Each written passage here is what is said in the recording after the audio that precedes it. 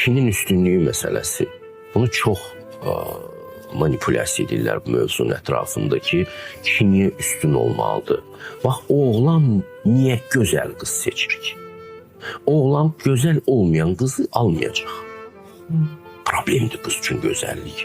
Yəni, qız mütləq, Allah da onu gözəl yaradır və mütləq bu gözəl olmalı ki, oğlanda eşq yaransın.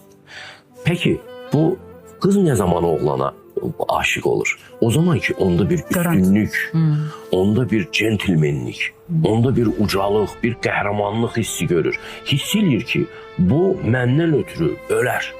Bir sürü canavarla mübarizəyə qalxar məndən ötürü. Qalib gələr, gəlməz, önəmli deyil. Amma məndən ötürü ölməyə hazır olan birisidir. O mənim qəhrəmanımdır.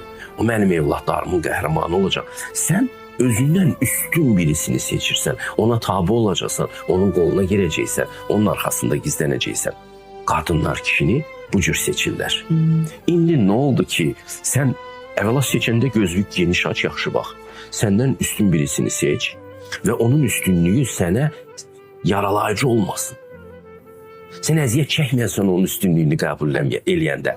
Necə ki, məsəl üçün, o sənin gözəlliyi aşiqidir, bunu qəbul eləyir deyə səndən evlənir. Sən də onun üstünlüyünü qəbul eləməlisin. Bu sənin üçün təbii olmalıdır, onun üstünlüyü. İndi bunu problemə çeviriblər ki, kişi niyə ailədə üstün olmalıdır? Yox, bəlkə kişi olmasın o. O üstün olmayacaqsa, sən ona heç belə hissin yaranmayacaq. Qadın heç elektrik almayacaq ərindən. Qadın yalnız o kişidən elektrik alır ki, onu hər mənada özündən üstün görür.